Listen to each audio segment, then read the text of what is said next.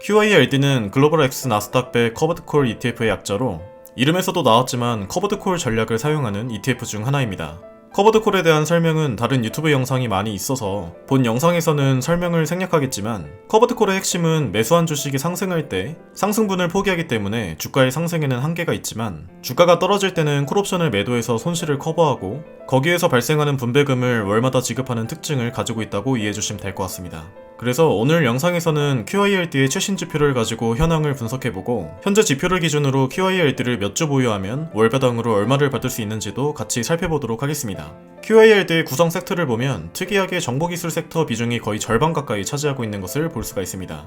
우리가 ETF를 매수하는 이유 중 하나가 분산 투자인데, QI는 적어도 섹터별 분산 투자 측면에서는 그리 좋은 모습을 보이고 있지는 않습니다. 다만 QI 같은 경우는 분산 투자를 목적으로 사는 ETF는 아니기 때문에 그렇게 큰 영향도는 없을 것 같고요. QI가 어떤 종목을 보유하고 있는지 보면, QI가 가장 많이 보유하고 있는 종목은 12%의 비중을 가지고 있는 애플입니다. 그 다음으로 마이크로소프트가 12%, 아마존이 6%를 차지하고 있습니다. 제피 같은 경우는 우량주와 경기 방어주 등으로 구성이 되어 있었는데, QI는 고성장 기술주 위주로 포트폴리오가 짜여진 것을 볼 수가 있습니다. QI의 모멘텀 지표를 보면 한 달 동안의 총 수익률은 다른 ETF에 비해 약간 높지만 1년이나 3년으로 범위를 넓혀보면 총 수익률은 마이너스를 기록하고 있습니다. 그리고 5년 총 수익률은 배당금을 재투자한다고 했을 때 다른 ETF의 평균 총 수익률과 비슷한 퍼포먼스를 내고 있는 것을 볼 수가 있죠. 그래서 배당금을 재투자하지 않았을 때는 S&P 500에 비해서 상당히 밀리는 것을 볼 수가 있습니다. 그래도 배당금을 재투자한 총 수익률은 1년 기준으로 S&P 500과 비슷한 퍼포먼스를 내고 있는데요. 최근 하락장이 지속되고 있기 때문에 총 수익률은 둘 다 마이너스를 기록하고 있습니다. 배당금을 재투자했을 때 단기적으로 S&P 500을 어느 정도 맞추는 수준이기 때문에 QI에 투자하면서 주가 수익률을 기대하는 것은 바람직하지 않다고 볼 수가 있겠죠. 다음으로 QI의 수수료를 보면 QI는 제피와 같이 액티브 펀드에 속한 ETF인데요.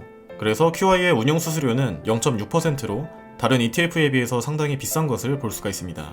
QI의 최근 배당 지표를 보면 배당 수익률은 12.92%로 역시 고배당 ETF답게 어마어마한 분배금을 지급하고 있습니다. 이 정도면 매달 1%씩 배당을 받는 수준이라고 볼 수가 있겠죠. 하지만 최근 12개월의 배당 성장률은 마이너스 23.72%를 기록하고 있고 3년으로 봤을 때도 배당 성장률은 여전히 마이너스입니다. QI의 배당금은 매년 줄어들 때도 있었고 늘어날 때도 있었는데 작년 2022년 기준으로는 연간 주당 2.19달러를 지급하고 있습니다. 배당 성장이 아닌 고배당 ETF의 특성을 가지고 있기 때문에 QI의 배당 성장 그래프는 정적인 모습을 보여주고 있습니다. 그러면 당장 QI를 몇 주 보유하면 달마다 얼마나 배당금을 받을 수 있는지 계산을 해봤습니다. QI를 2천만원치, 즉 1000주를 보유하고 있으면 현재 배당 수익률과 배당 소득세, 물가 상승률을 고려하면 매달 약 16만원을 받을 수 있습니다. 그리고 QI를 2000주, 약 4천만원 정도 보유하고 있으면 매달 33만원의 배당금을 받을 수가 있습니다. 그리고 자금을 좀 더 투입해서 6000주, 약 1억 2천만원치를 보유하고 있으면 매달 100만원의 현금 흐름을 창출할 수가 있습니다. 이 정도면 거의 부동산 월세를 받는 듯한 느낌을 받을 수 있겠죠. QI 같은 경우는 배당 수익률이 워낙 높다 보니까 목돈을 가지고 충분히 매달 현금 흐름을 만들 수 있다는 특징을 가지고 있습니다.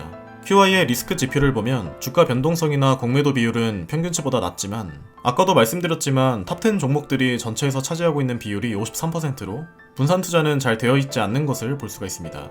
이 정도면 평균적인 리스크 수치를 가지고 있다고 보여지고요. QI의 운용 자금은 60억 달러로 상당히 큰 규모이고 평균 거래량은 5,200만 달러입니다.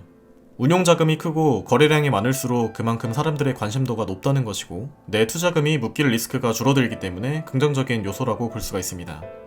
결론적으로 QILD는 주가가 오르거나 내리거나 혹은 주가가 횡보해도 매달 일정한 배당금을 받을 수 있는 커버드 콜 ETF입니다.